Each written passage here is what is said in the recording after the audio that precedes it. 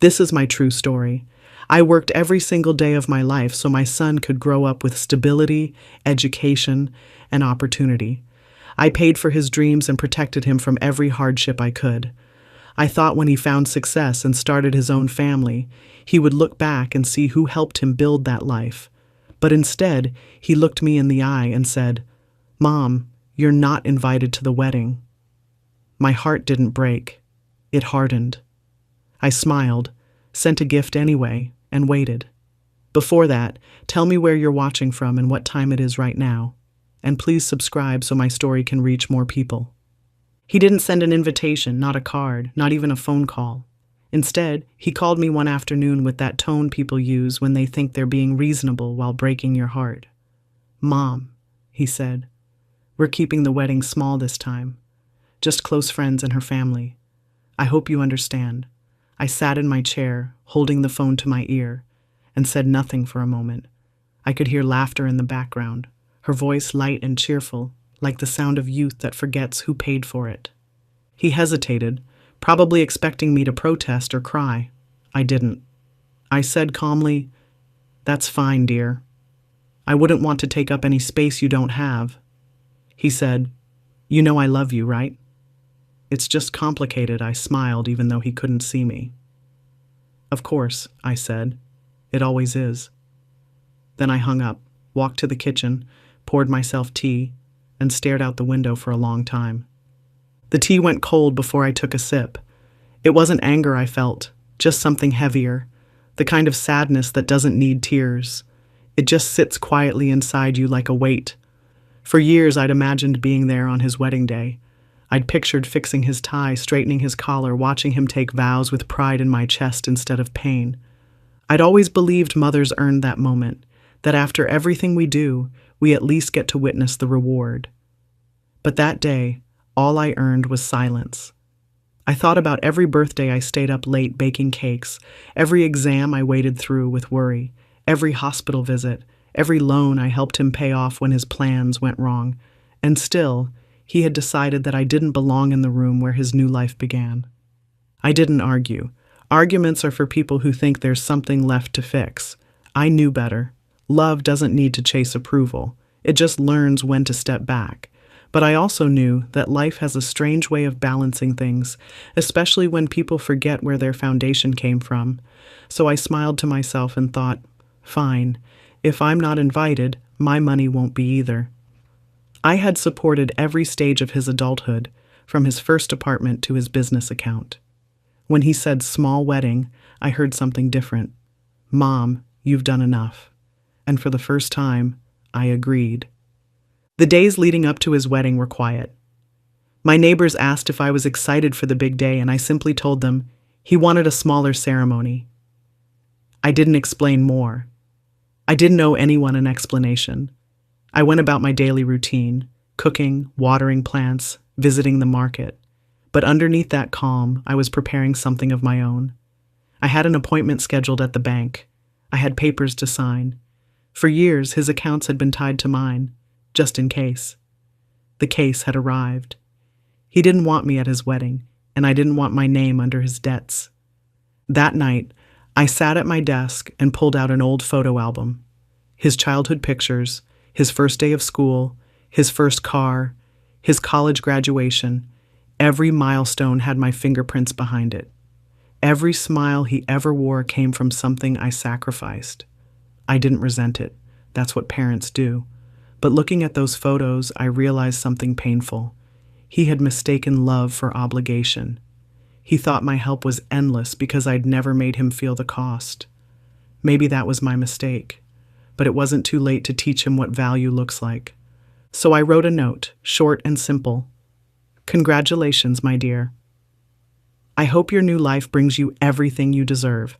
I placed it inside a wedding card with a small check, just enough to seem kind, not enough to keep him comfortable. I smiled while sealing the envelope because the real gift I was sending wasn't the money. It was understanding, something no one forgets once it arrives. I mailed the card the next morning and went back to my quiet life. I didn't need to see the wedding to know what kind of man he'd become. I'd already raised him. Now it was time for life to do the rest. Everything my son had in his life was built on years of my work, sacrifice, and decisions that put him first. He was born when I had nothing but determination. I worked 2 jobs to keep food on the table and made sure he had the kind of education I could only dream of. Every school trip, every fee, every late-night project, I paid for it. I didn't complain when he asked for new shoes or the latest gadget because I wanted him to feel like he belonged, not like the child of struggle. I gave him comfort, not realizing comfort makes people forget who gave it to them. When he got older and talked about business ideas, I sold the jewelry his father had given me years before just to help him get started. When that failed, I took out a small loan to give him another chance. And when that failed too, I still stood behind him, telling everyone he was just learning, that he'd make it next time. I paid for his college, bought his first car, helped him move into his first apartment, and covered the deposit when he bought his house. Every step of his life had my hand behind it. He used to thank me in the beginning. But gratitude fades fast when people get used to stability. Over time, the thank you turned into silence, and the silence turned into expectation. It became normal for him to call me only when he needed something. When he succeeded, he celebrated with others. When he failed, he remembered my number. I told myself it was fine. That's what mothers do. But looking back, I realized I wasn't being strong. I was being used. He liked to tell people he built his life on hard work. I used to smile when I heard that. But the truth is, the foundation of his success wasn't built on effort. It was built on love he took for granted. I was both his mother and his bank, but the difference was, banks get interest and respect. I got excuses. He thought my help was endless, that I'd always be there no matter how much he dismissed me. He forgot that love without limits eventually turns into permission for disrespect. Every time I said yes, I was teaching him that no didn't exist, and he learned that lesson far too well. When he started dating the woman who would become his wife, I supported them both. I helped with furniture, bills, and even groceries when times were tough. She thanked me politely at first, but once she realized how much I'd done, the tone changed. Gratitude disappeared, replaced by quiet entitlement. I could see it happening. My son started talking like her, thinking like her, treating me like an accessory in his life instead of a person. But I stayed quiet. Not because I didn't notice, but because I was waiting. People show you who they really are when they think you'll never leave. By the time he said I wasn't invited to his wedding, I had already stopped being surprised. It was just another way for him to prove that he didn't see me as part of his story anymore. But what he didn't realize was that the story he was living, the job, the house, the savings, still had my name written under it. He thought independence meant distance, but he had never learned the real meaning of independence, earning what you live on. I didn't need to remind him of what I'd done. I didn't need to argue about who helped him. I knew life would handle that better than I ever could. It was only a matter of time before he discovered what it felt like to live without the person who'd been holding everything together behind the scenes. He had built a life on borrowed ground. The problem with borrowed ground is that one day the owner can take it back. And when that day comes, it doesn't arrive with anger. It arrives with a quiet smile and a signature. The week of his wedding arrived quietly. I didn't pack a dress or buy a gift bag. I didn't look at the calendar with excitement the way mothers usually do. Instead, I woke up that morning like it was any other day. I cleaned the house, fed the dog, and made myself breakfast. The world didn't stop because I wasn't invited, and neither did I. I'd already accepted that some children grow up not to honor the people who raised them, but to replace them. My son wasn't marrying for love. He was marrying to start a life he thought I didn't belong in. I'd seen it in his tone, in his distance, in the way he spoke to me as if my time had already passed. But what he didn't know was that I'd already made peace with my place in his story. He thought cutting me out was control. I saw it as freedom. The day before the wedding, I saw photos online of the preparations, flowers, decorations, smiling faces.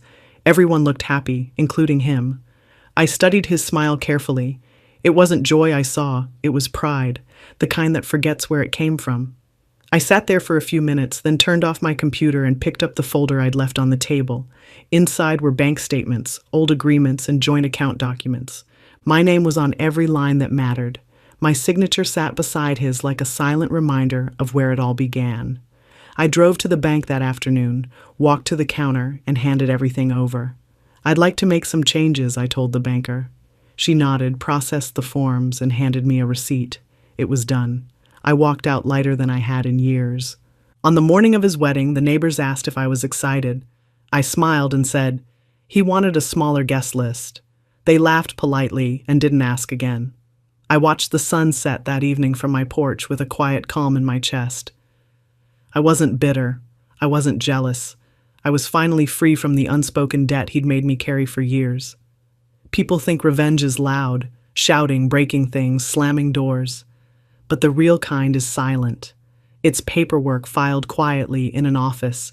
It's signatures that never need to be explained. I didn't take anything that wasn't mine.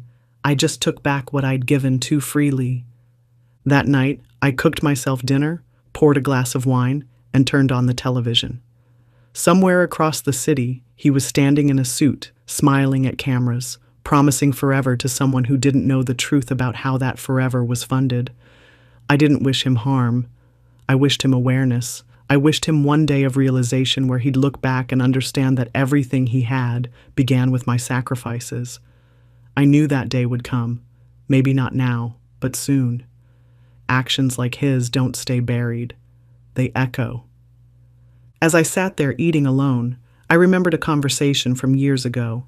He was 16, angry that I couldn't afford a new phone for him. I'd told him, money doesn't grow on trees. He'd rolled his eyes and said, "It does if you know where to look." I should have known then what kind of man he would become. Back then, I still believed time and love could fix arrogance. I was wrong. All time does is reveal it. I didn't need to attend his wedding to be part of his story. I was already woven into every piece of it. The roof he stood under, the money that bought the ring, the car that drove him there. I had given enough. And that night, as I turned off the lights and went to bed, I felt something new. Peace without permission. He could keep his wedding. I had my closure. 2 weeks before his wedding, I walked into the same bank I'd been using for over 30 years. The tellers knew me by name, always greeting me with a kind smile and a, "How are you today, Mrs. Carter?" I smiled back, calm and polite, carrying a folder that held every document tied to my son's future, or what he thought was his. Inside were the joint accounts we'd opened when he was just starting out, back when he promised, "Mom, this is just until I get on my feet." Somehow, until had turned into forever. My name had remained first on those accounts. I was the primary owner, he was the secondary, and I had let him believe it meant equality. It never did. That day, I finally used that small truth to my advantage. The manager recognized me immediately. "Good morning, Mrs. Carter." "How can I help you today?" she asked with her usual friendly tone. I sat down across from her and said evenly, "I'd like to make a few changes to my accounts." I placed the folder on her desk, opened it, and pointed to the joint accounts with his name on them. "These are to be transferred to my private savings," I said, "and I'd like to close the joint accounts completely." She looked up for a moment, cautious. "Would you like me to notify the secondary account holder?" she asked. I shook my head. "No, I'll handle that." She hesitated for a moment, then nodded. "All right. We'll just need your signature and ID." I slid both across the desk without a single tremor in my hand. It took less than 30 minutes. 30 minutes to erase 20 years of financial dependency he didn't even know still relied on me. I watched her print out the confirmation papers, watched her staple the receipts, and thought about how simple it was. After decades of being treated like I was powerless, I realized power doesn't need to shout. It just needs a pen and patience. She slid the final form toward me. "Do you want a copy of the confirmation?" she asked. I smiled and said, "No." "He will." She looked confused for a second, but I didn't explain. There was nothing to explain. When I walked out of that bank, the air felt lighter. My steps didn't drag the way they used to. For the first time, I wasn't walking behind anyone else's choices. I was walking in control of my own. I stopped by the bakery on my way home, bought myself a slice of cake, and sat by the window with my coffee. People might call what I did revenge, but I didn't see it that way. I saw it as correction. He had taken advantage of my kindness for too long. He had spent my effort like it was his inheritance long before I ever died. All I did was take back what was already mine. I remembered the last time we'd spoken about money. He'd been frustrated, saying, "Mom, you don't need all that money sitting in savings. Let me use it for the wedding. I'll pay you back." I'd laughed softly and said, "You still owe me from the last time." He'd chuckled and brushed it off. That was his problem. He thought life worked on forgiveness instead of accountability. He never believed there would come a day when the account he depended on would close. He assumed my love guaranteed his access. That's how entitled people think. They confuse love with permission. Later that night, I went through my desk drawers, cleaning out old papers, receipts, and records. I shredded what didn't matter and kept what did.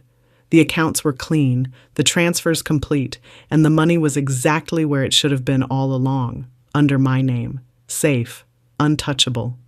The next time he'd try to make a withdrawal, he'd learn what responsibility feels like. Not through lectures or arguments, but through silence, the kind that comes when you swipe your card and nothing happens. It felt strange, peaceful even, to finally do something for myself without guilt. I wasn't angry at him anymore. Anger burns out, but consequences last, and I had just written his.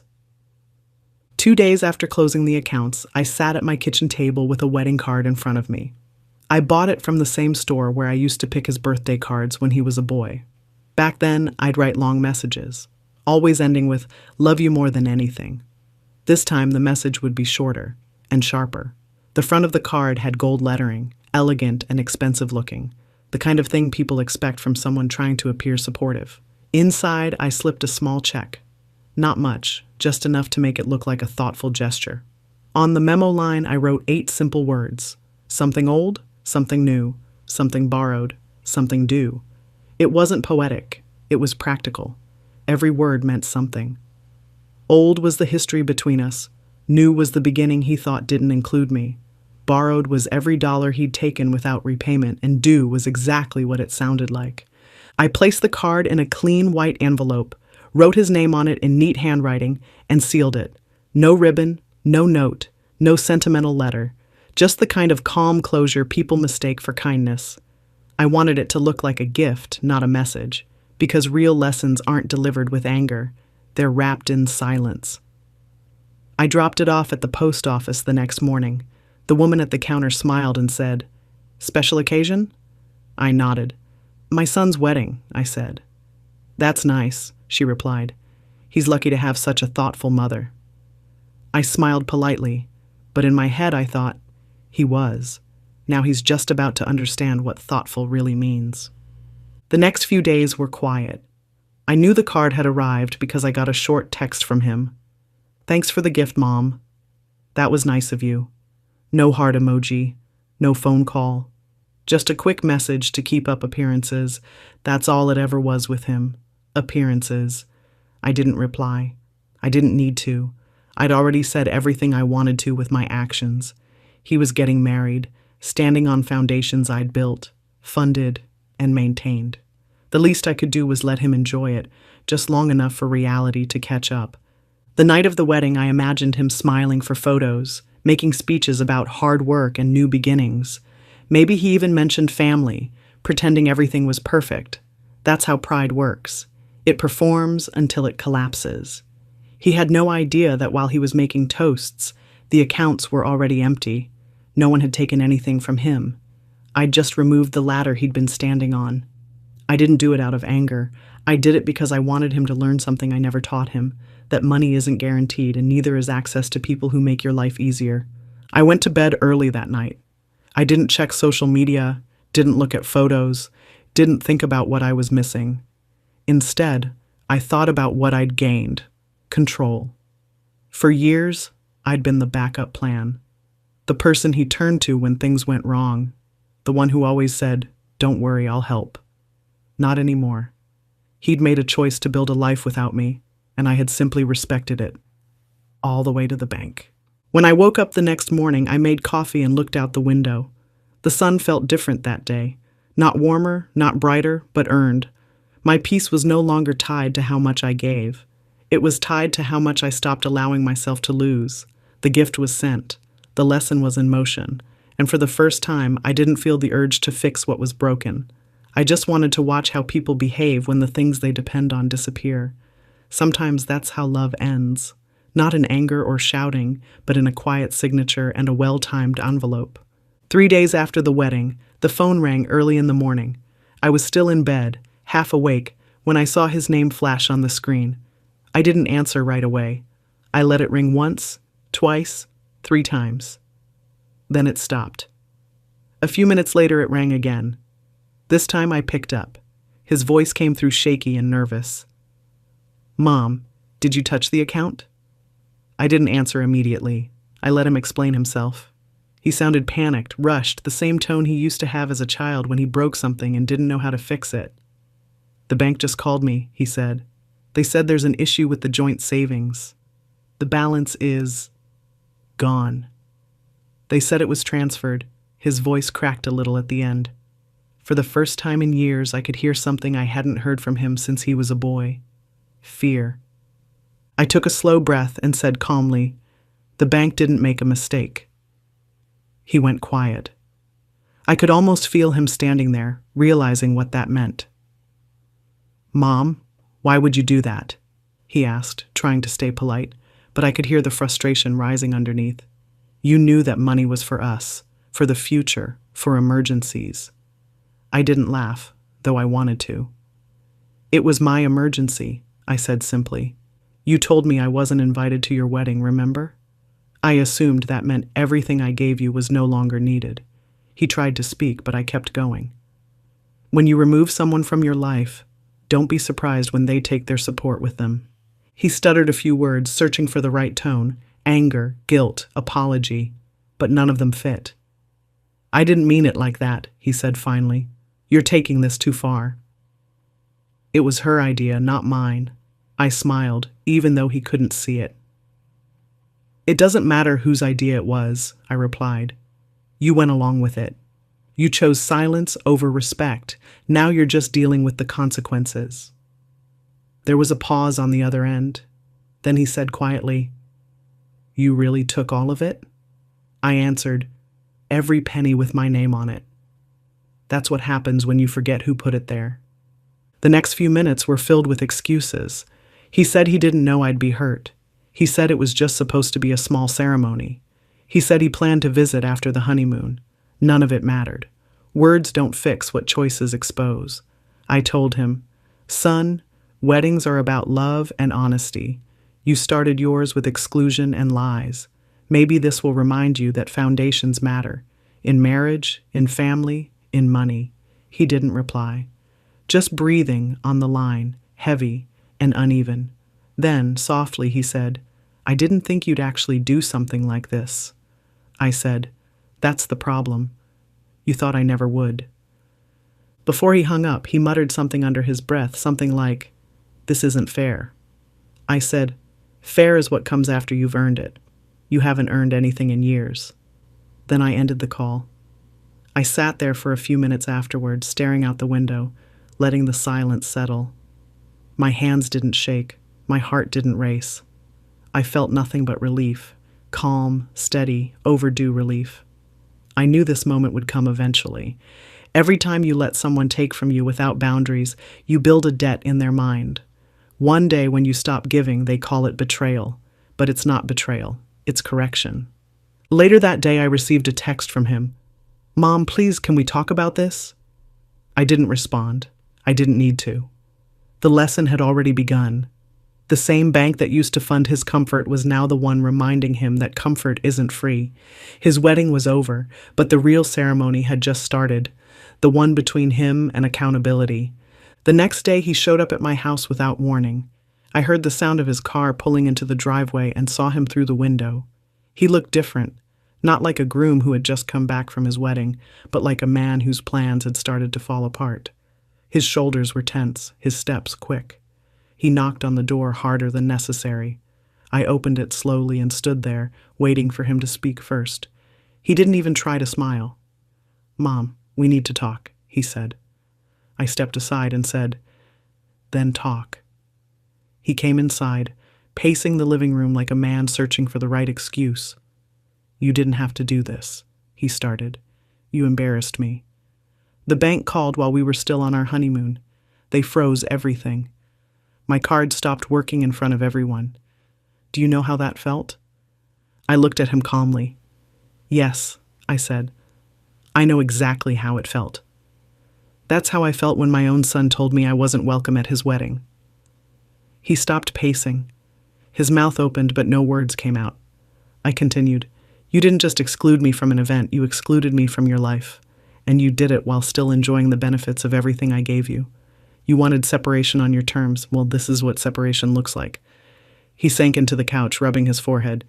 "You didn't have to be so extreme," he said quietly. I replied, "No, I didn't have to. But I needed to, because words don't teach lessons to people who only listen when money stops talking." He leaned back, staring at the ceiling, trying to come up with something that would change my mind. "I was going to pay you back," he said weakly. I raised an eyebrow. "You've been saying that for 15 years, I said. "Paying back isn't the problem. Respect is." He went quiet again. I could see the shift in his face, realization mixing with regret. "You really think this will make things better?" he asked. I shook my head. "No. This isn't about better. It's about balance. You called it your account, your savings, your future. But the truth is, it was mine. And I simply took it back before someone else did." He sighed, defeated. "She didn't want to exclude you," he muttered. "She just thought it would be less complicated." I almost laughed. Less complicated for who? The woman marrying into money that isn't hers, or the son who doesn't have the courage to stand up for his mother? He didn't answer. The silence between us stretched, heavy and final. After a long pause, he said softly, "You really sent that check just to prove a point?" I smiled faintly. "No. I sent it so you'd remember that everything you call yours started with me. I didn't take anything that wasn't mine. I just stopped pretending it was ours." He looked at me with a mix of shame and disbelief, as if he couldn't decide whether to be angry or embarrassed. "You know I love you," he said finally. "I just wanted to start my own life." I nodded. "And now you will," I said, "completely on your own." He stood up slowly, realizing the conversation was over. "So that's it?" he asked. "That's it," I said. "No shouting, no drama. Just clarity." He walked toward the door, but before leaving, he turned back. "I don't know if I can ever forgive you for this," he said.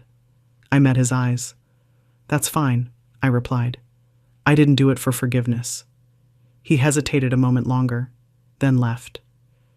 I closed the door gently behind him, locked it, and sat back down in the quiet. My hands didn't shake. My breathing didn't quicken. I felt steady. I knew this was the last time he'd try to talk his way out of the truth. The lesson had landed, even if he wouldn't admit it yet. For the first time in years, I didn't feel like a mother trying to hold everything together. I felt like a woman who finally set something right. The conversation was over, but the silence that followed was louder than anything he'd said. It wasn't revenge, it was accountability, and it was long overdue. The fallout came faster than even I expected. 3 days after our conversation, I got a call from one of his old friends, someone who had been at the wedding. "Did you hear what happened?" he asked. I didn't answer. I didn't need to. I already knew. My son's honeymoon had ended early, cut short not by weather or illness, but by a single declined card at the hotel. They had been checking out, full of smiles and plans, when the receptionist quietly said, "Sir, your payment didn't go through." At first, he thought it was a mistake. He tried another card, declined again. The woman he married looked at him in disbelief. Guests from another wedding party stood nearby, watching. Pride doesn't survive embarrassment that public. He had to call the bank only to be told that all the accounts were frozen pending review of a transfer by the primary owner, me. That was the moment he realized what I'd done. That was the moment he learned the difference between dependence and ownership. His wife called me that same evening. She didn't even bother with politeness. "How could you do this to him?" she demanded. "You've humiliated us." I listened to her voice tremble, not with sadness, but with entitlement. When she paused for breath, I said, "You both made choices. He excluded me. You supported it. Actions come with bills, and this is yours." She called me heartless. I let her. Sometimes people mistake fairness for cruelty.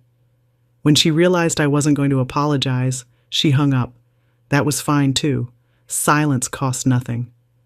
In the following weeks, everything began to unravel for them. The accounts were closed permanently. Automatic payments bounced. His business loan was denied because the collateral, my funds, was gone. His phone calls became fewer, his tone smaller. Pride doesn't disappear overnight. It shrinks slowly under the weight of reality. I didn't gloat. I didn't feel triumphant. I felt steady. For once, the consequences were exactly where they belonged, in his hands, not mine. People around town started asking questions. Some of his friends said I'd gone too far. Others said it was about time. I didn't argue with anyone. People love to have opinions when they've never been the one holding the bills. They didn't see the years of small humiliations, the dismissive tones, the forgotten thank yous. They only saw a single act, not the 1,000 moments that led up to it. What I did wasn't revenge. It was closure disguised as correction. I later heard from a neighbor that he'd started working longer hours, trying to rebuild what he lost. The new wife wasn't happy about it. The arguments started. The tension grew. I didn't take pleasure in that, but I didn't pity them either. Comfort earned through someone else's labor was never meant to last. Eventually, she went back to her parents' house for a while, and he was left alone to handle his own life, something he hadn't done in years. I thought maybe that would finally teach him what it means to value what you have before it's gone. One afternoon, I received another call from him. His voice was quieter, slower. "Mom," he said, "I know you probably don't want to hear from me, but I just wanted to say I understand now." "I understand what I did." I didn't interrupt. He continued, "I shouldn't have treated you like you didn't matter. I shouldn't have used what you gave me like it was mine to take. You were right. I didn't say much. I just told him, understanding is good. It's the first step. What you do next will show if it's real." He thanked me softly, then hung up. After that, the call stopped again. But I didn't mind. He needed space, not sympathy. The damage wasn't permanent. It was educational. Life has a way of giving lessons that no parent can. He had wanted independence. Now he had it, in every sense of the word. That night, I sat by the window again, looking out at the quiet street. I thought about all the years I'd spent worrying, fixing, forgiving. And for once, I didn't feel guilty for letting him face the cost of his own choices. He learned that money can be replaced, but trust, once broken, never feels the same again. The card declined, the marriage strained, the pride shattered. But somewhere in all of that, he finally met the truth. Weeks passed after the wedding disaster, and the noise around it started to fade. But the silence that followed was louder than anything. I didn't hear from him for a while, and I didn't expect to. Pride takes time to deflate. When people are forced to face the consequences of their own choices, their first instinct isn't reflection, it's distance. So, I let him have it. I went about my days quietly, doing the things I hadn't done in years, because I'd been too busy worrying about everyone else. I started walking in the mornings again. I cooked for myself instead of for company. I even joined a small book club at the community center. Life, for the first time in a long while, felt mine again. It was about a month later when he showed up. No call, no text, just a knock on my door. When I opened it, he was standing there holding a small bouquet of wilted flowers. He looked thinner, paler, older. Pride had left his face. What was left was something closer to recognition. "Can I come in?" he asked quietly. I nodded and moved aside. He stepped in, looking around like the house felt unfamiliar, even though he'd grown up in it. I led him to the kitchen, poured him some tea, and sat down across from him. He didn't speak right away. When he finally did, his voice cracked. "Mom, I'm sorry." I didn't interrupt. He kept talking. "I thought I was doing the right thing. I thought I was being independent, but I was just being ungrateful. I didn't invite you because I thought it would be easier. For everyone. I didn't think it would hurt you like that." I looked at him calmly and said, "You didn't just hurt me. You disrespected me. And not because you left me out of a celebration, but because you forgot who helped you get there." He nodded, eyes low. "I know," he said softly. "You were right to do what you did." There it was, the moment I'd been waiting for. Not revenge, not guilt, but awareness. I could see it in the way his hands shook slightly, the way his words stumbled. It wasn't anger he felt now, it was understanding. "She left," he said after a pause. I looked at him, surprised but silent. "She said she can't live like this, with all the tension and debt. She said she didn't sign up for this kind of life." I didn't say it out loud, but the truth was clear. She hadn't signed up for reality. He looked at me again. "I don't blame her," he said quietly. "I created this." I didn't reach out to comfort him. That wasn't my role anymore. I'd done enough holding. Now it was his turn to stand on his own. "You'll figure it out," I said. "You're smart enough. You just forgot where your strength came from. Maybe now you'll remember." He nodded slowly. "I will," he said. "I don't expect you to forgive me, but I wanted to tell you I'm not angry anymore. I get it now," I said. "Good. Then maybe there's still hope for you." We sat in silence for a few minutes. The tension in the air wasn't the sharp kind anymore. It was soft, almost tired. He finished his tea, stood up and said, "I'll be okay, Mom." I believed him this time. He wasn't saying it to convince me. He was saying it to convince himself. I walked him to the door, and before he left, he turned and said, "Thank you for teaching me the hard way." I nodded. It was the only way you were ever going to learn. When the door closed behind him, I didn't cry. I didn't feel triumphant either. I just felt peaceful. The storm was over. I knew he would rebuild, slowly and honestly this time. The boy who once thought he could live without his mother's presence had finally learned what it meant to live without her protection. Sometimes that's what love looks like. Not hugs or forgiveness, but distance that forces growth. He once told me I wasn't invited to his wedding, and that was the moment I stopped being his safety net. For years, I had built a life around protecting him, helping him, giving him everything I could so that he would never struggle the way I did. I thought love meant never letting your child fall. But I learned that real love means stepping back and watching them hit the ground when they've forgotten who carried them. What happened after that wedding wasn't revenge. It was a correction, a long overdue one. I didn't take his money. I simply took back what had always been mine, my effort, my sacrifice, my value. When I signed those bank papers, I wasn't thinking about humiliation or pride. I was thinking about closure, about ending years of being treated like a convenience instead of a mother. People always say mothers should forgive everything. They say we're supposed to love unconditionally, no matter what our children do. But unconditional love doesn't mean unconditional access. There's a difference. You can love someone deeply and still refuse to let them walk over you. You can forgive someone without erasing the consequences of their choices. I didn't cut him off because I stopped loving him. I did it because I finally loved myself enough to stop being used. And in the end, that's what changed everything. Not anger, not resentment, but boundaries. He thought I'd never set them. He was wrong. Now, months later, our relationship is quiet but real. There's no pretending, no guilt hidden under smiles. He doesn't call for money anymore. He calls to ask how I'm doing, to tell me about his new job, to ask for advice instead of help. He's rebuilding his life one honest step at a time, and for the first time, I can see that he's learning what independence actually means. Not taking, not expecting, not demanding, earning. And that's something I never could have taught him through comfort. He had to learn it through loss. Some people only start valuing what they have after they've felt what it's like to lose it completely. I don't remind him of what I did. I don't bring up the accounts, the declined card, or the embarrassment he faced. I don't need to. Every time he gets a paycheck and spends it wisely, every time he hesitates before asking for help, he remembers. Life has a way of teaching us in cycles, and this one came full circle. I didn't just take back my money, I took back his respect, and that's worth more than anything a bank could hold. Sometimes I still think about that day, the call that changed everything, how calm I felt, how certain I was that I was finally doing something right. It took me years to understand that protecting someone too much is just another form of enabling.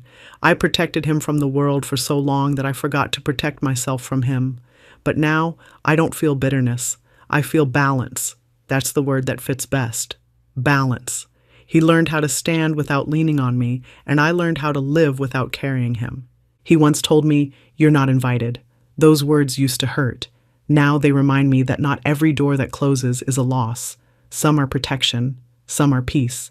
I didn't lose a son that day. I found the version of him who finally understands responsibility. And maybe in a way, he found me too. Not the mother who always said yes, but the woman who finally said enough. The bank took care of the numbers. Time took care of the rest. 3 days after that wedding, his card declined, but his character began to grow. The lesson was expensive but necessary. Love doesn't always hold your hand. Sometimes it lets go so you can finally walk straight, and that's exactly what I did. I let go.